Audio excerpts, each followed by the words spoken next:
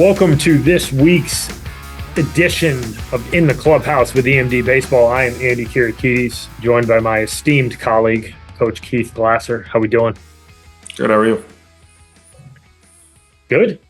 Let's dive right into the short topic for today. We're at the end of June here, and you get a lot of folks who hit the panic button because they might not be on the phone every day or have a ton of offers. And I think what we want to touch on today is making sure that you're taking ownership of your process, being persistent and consistent in terms of how this process plays out. Because me and you both know that for a large subpopulation of high school recruits, this process will go into the October, November, even December window. And I think that's hard for some people to wrap their head around, considering that they see people posting on Twitter about committing and all that stuff. But the reality is that the vast majority of the college baseball world is just starting to really heat up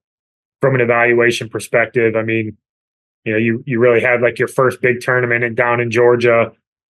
Up in New Jersey, you had the Super 17 going on. Like, that's kind of the kickoff of the recruiting cycle. So that's the topic we're going to cover real quick here, and I'm going to kick it over to you, my man, and see if you got any thoughts. Sure. I think you hit the nail on the head in the opener here that the vast majority of college baseball recruiting is just kind of getting underway. Baseball doesn't have rules like some of the other sports out there where like it's a dead period during the national championship and such. But that's also because most sports are done in a week. Omaha's like 14 days, so you can't really shut recruiting down for that long. The vast majority, Division II, Division III, especially like high-end academic Division III, like they'd kind of just got going. The West Coast events were in full swing. I want to say last week, maybe 10 days ago, where everyone was kind of getting out and doing that. And then you're going to start working your way towards the middle of the country and back east as the summer kind of rolls on. But, Super 17 and all those types of events down at Diamond Nation, like those start to kick off. And then you're going to have your show balls and your head first. And, I'm specifically talking about Division III right now. But a lot of the tournaments, the other part that we have to keep in mind too is that, I know in New York, for the most part, like school ended either last Friday or yesterday or today. So a lot of kids in the Northeast and in New England were still in school until about, very recently. So not a lot of guys are getting out and watching games because let's be honest, it's a super long season, and, we'll probably get into this in a little bit and maybe in the longer episode that we're going to do. There's going to be a little bit of portal stuff going on. And sometimes it's just hard to kind of look at a schedule and be like, all right, they're playing a Saturday, Sunday. Like, do I need to go to that game right now? Because I'm going to see this kid throw another 4 or 5 times or see him play shortstop another 4 or 5 times in the next 2 weekends at tournaments where it's Thursday to Sunday. So you kind of weigh the cost benefit there too. So, it's the key in all of this is from a player standpoint is being able to acquire enough film and video of what you have going on. And then also being diligent in making sure you're staying in contact with coaches and giving them updates of what you're doing and how you're doing. Sending your schedules out, guys, it doesn't mean nobody's recruiting, but, it's going to be a little bit lighter the first couple weekends. And then it really starts to pick up steam here over the course of the next, 8 to 12 weeks. And then, let's be honest, we're going to go into, fall baseball / fall camp series on campus with everybody where you're going to start making decisions. And this could very well end in August or September for you. It could end in October, November, with early decision 1 at most colleges. There's an early decision 2 period that's usually in December for some schools, and it could end up in regular decision back in January, in January. So, it could be short, it could be long. It really just depends on your process. But I think it's understanding where you are and staying diligent on what it is that you need to be able to do.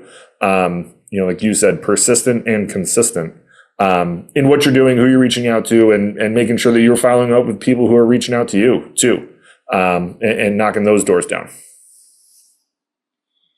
Yeah, and I think the piece about getting back to coaches who are showing interest to you, I think that is really important. And I know that there's a lot of guys who go through this process and they have an idea of where they think they belong. But the unfortunate part of this process for players and families sometimes is that it's not a menu. Like, you don't get to pick where you go, and you need to listen to what the college baseball world is telling you. And if you're getting interest from some schools that aren't necessarily at the top of your list, like, you do not want to blow those schools off. You want to do your homework. You want to get to know those coaches. You want to take that visit, because at the end of the day, you may not end up at your dream school, right? And there's very few perfect fits, right? And for a lot of guys, I know there's still a lot of Division I dreams out there, and you can still pursue Division I schools, but also take into consideration Division II and Division III schools that are showing you interest, because ultimately that might be the best fit for you. And with the portal definitely having an impact on high school guys, I think you'd be remiss to not consider a really good Division III program or a place that's really showing interest for you.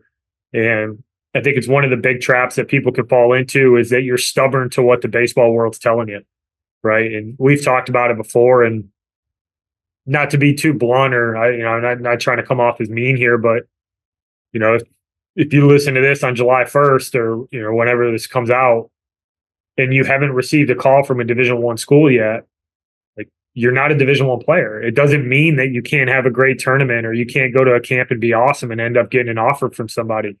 But until that day comes, you need to consider the options that are ahead of you. Like, we've talked about how fine the filter is to even play college baseball.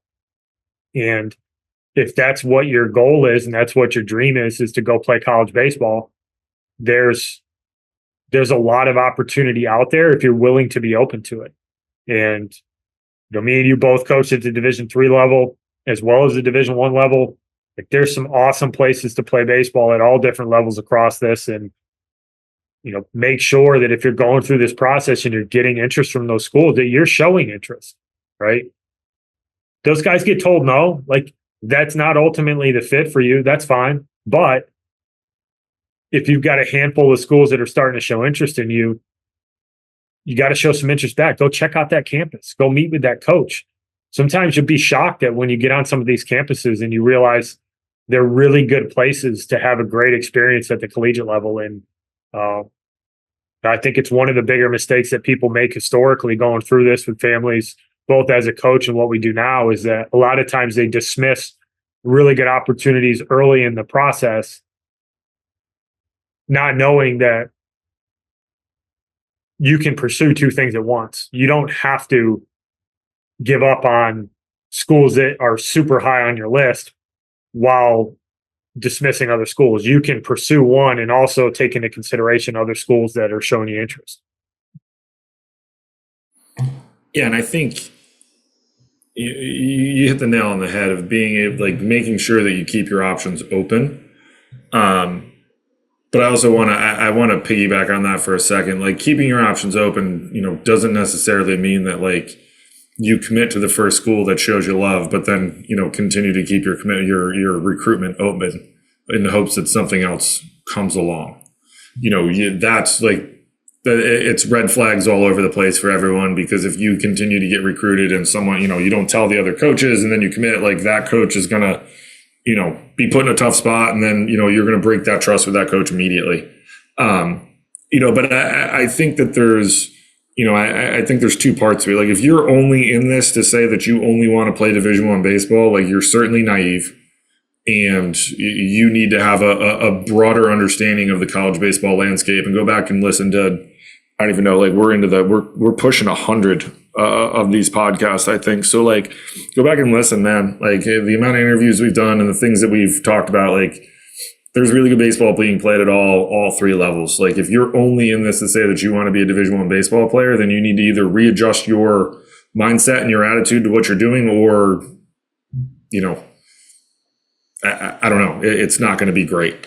But the flip side of that too, though, is I think that there's, like you said, like, not necessarily that you, like, when we say keep your options open, we're not necessarily saying like string people along. But trust me when I tell you, like, if you are what we would consider a Division III player, and I'm recruiting you, and you're still trying, you have some lukewarm interest from some Division I's to kind of see how it pans out, like, that's okay. I'm going to know that as long as we're having an open conversation about it, it's fine. Like, I know that I'm not necessarily committing a bunch of guys in July and August if I was a Division III high academic school. I know that that's mainly going to start coming at the end of August, September, October, and into November is when I'm, primarily trying to get done the big majority of my class. So, it's not necessarily you're stringing along, but as long as you're upfront and honest about where you are in your process and what's going on, like, because then you can go visit those Division III schools or Division II, whatever it might be, and walk on campus and be like, wow, okay, this is actually a really, really good place to play college baseball and have a phenomenal experience. Whereas if you just close those doors down, which generally does happen, and you say, well, I'm not interested, I want to go there, and you tell the coach, like, the coach is going to move on. So now the coach has moved on to other players. They might commit other players, and when you don't have any offers in September, October, and come back and be like, hey, are you still interested in me? It's like, well, I mean, yeah, but like, I also want you to know, like, we've committed three infielders. We're done. Like, you can come try out in the fall, and like that door is closed because you didn't have the foresight to be like, well, I'll keep this door open and just like, let's see what happens over the course of the next 6, 7, 8 weeks.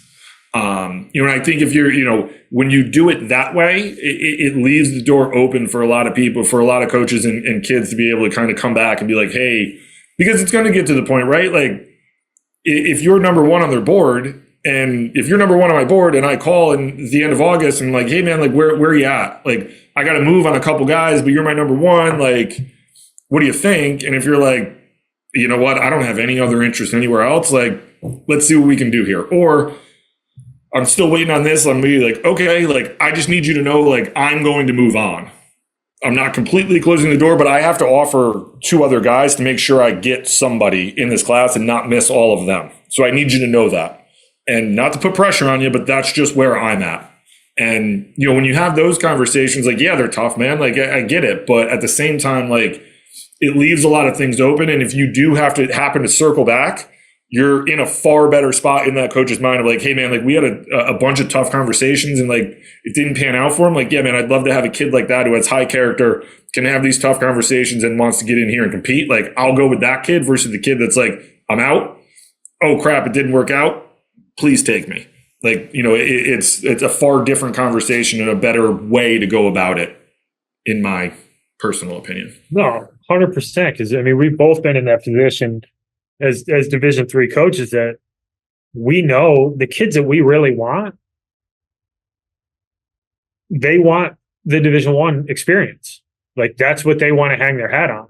But that's also the kid that makes programs tick. So there's a certain level of patience with Division III schools where, like, you're kind of waiting for the baseball world to tell them, like, hey, you're not a Division I guy. The funny thing is, and I keep going back to this, is that most of the coaches talk. So, like, I know when you were at RPI, like, you were communicating with Eric about, like, where are you at with that pitcher? Like, is he a dude that you're going to take? Like, or is he a guy that I should really stay on here because he wants to be an engineer. He's probably a little bit short for Columbia, but I know I can get him in and I know he's good enough. Like, coaches talk and we get a feel behind the scenes of where kids are because of how small the baseball world is. But I mean, you're driving out, like, just don't burn bridges. Don't burn bridges that don't need to be burnt. Now, if you get a call from a Division III school that's in a location you have no interest in, like, say you want to stay on the East Coast and some Division III school from the Midwest saw you and you just don't have any interest, that's a different conversation. There's nothing wrong with telling that coach, like, hey, I just don't think that's going to be a fit for me. Thank you very much. But if the school that's talking to you checks some academic boxes, if it checks some location boxes, if you have a conversation with that coach and you're like, oh man, that guy's kind of cool, that's a really good reason to make sure that you keep that iron in the fire. and let the coach make the decision of whether he's going to move on or not. Don't let you be the one who makes that decision, because countless amount of times I've held on for a kid with the idea that he's probably a little bit short from the schools that he's looking at, because I've talked to those coaches and he's the fourth arm on their list and they're probably not going to make it to their fourth guy. If you show some love to that coach and you're willing to get on the phone with him and you're willing to find some time to go and check out that campus, you'd be shocked at how often you end up finding a place that's a really good fit for you. Yeah, I think you nailed it.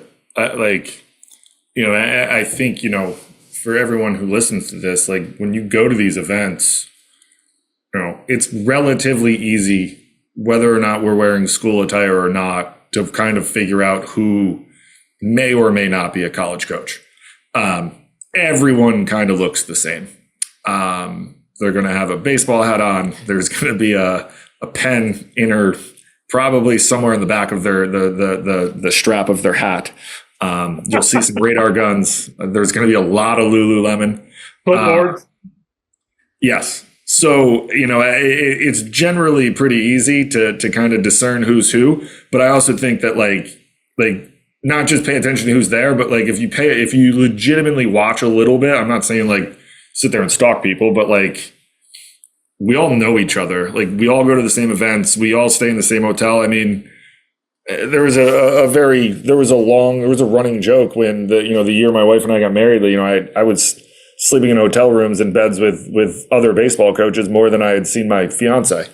And, it's just what happens in this business, man. Like recruiting budgets are small. You're splitting hotel rooms. Like, there's 4 or 5 guys sleeping in a hotel room. Like you get to know people really well. And that's not to say, we talk about Eric and Jonathan, like, Eric, we played baseball with. I've known Eric for 20-ish years at this point in time. Like, it's a lot of time to know somebody. So like, when he was at Columbia, you're right. Like it was super easy for me, and I trusted.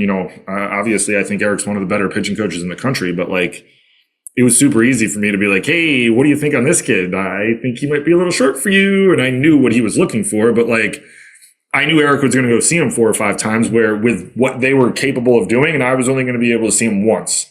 And I would take Eric's recommendation and be like, hey man, this kid's really good. You should stay on him. Okay. Done and done. But like, the point that we're driving at is like, we all talk like, just because, when I was at Siena and I played at Marist, people were like, oh, you must hate them. I'm like, no, man, like went there. Love Tress. Nope. Complete opposite. So it's relatively, it's not necessarily that cut and dry thing, but we all like, yeah, when we compete against each other, like, yeah, we're going to get after it. But, from a recruiting standpoint and stuff, like we all talk, we all see the same kids, like people are going to offer up opinions and see what's up. And it gives you a little bit more insight, especially if you're recruiting that kid, right?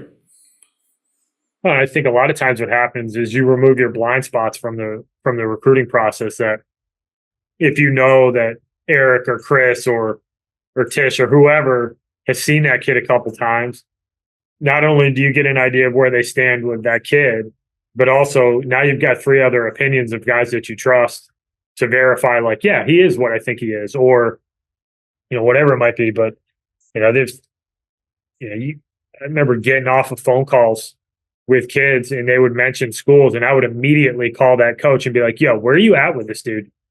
And they tell you, like, hey, man, he's a guy for us, and we're going to get him on campus, so we're going to make an offer. All right, well, I'm probably not going to waste much time on that kid. But if you get the response of like, hey, man, he was good at camp. I think the kid's awesome. We got some dudes ahead of him right now. Now I got an opinion on the kid, but now I also understand that, like, okay, I got a legitimate chance on this kid. Now I need to spend a little bit more time. I need to get to know this kid. I need to make sure that he understands why this is potentially a good fit for him. And if you're listening to this, understanding that that's how this system works, I think is important. That how you have those conversations with coaches matters, right? Like if you get on the phone with a coach and you're dismissive, or you're not prepared for that conversation, or you're short with a coach, or you're not really engaging, or you don't answer the phone when a coach is supposed to be calling, like little stuff like that ends up getting communicated down the chain of coaches, and you get information from other coaches organically because you have that conversation. You're like, man, like, I don't know, this kid he's not prompt. He doesn't listen. He doesn't answer his phone. Just kind of dismissive of when we have conversations, and you start to paint a picture of a kid in a good way or a bad way, depending on what those interactions are. And I think that gets lost in the shuffle sometimes, that information gets passed around very freely in the recruiting world. Like, nobody's scared of talking about what they think of a kid or where they are in the recruiting process, because we all know in the grand scheme of things that a kid's going to go to a place because you either make a really good offer or they think it's a really good fit. It's usually not going to come down to what I think about a guy. Like, there's not as many secrets as people think there would be. I think it's kind of what I'm driving at. There's not.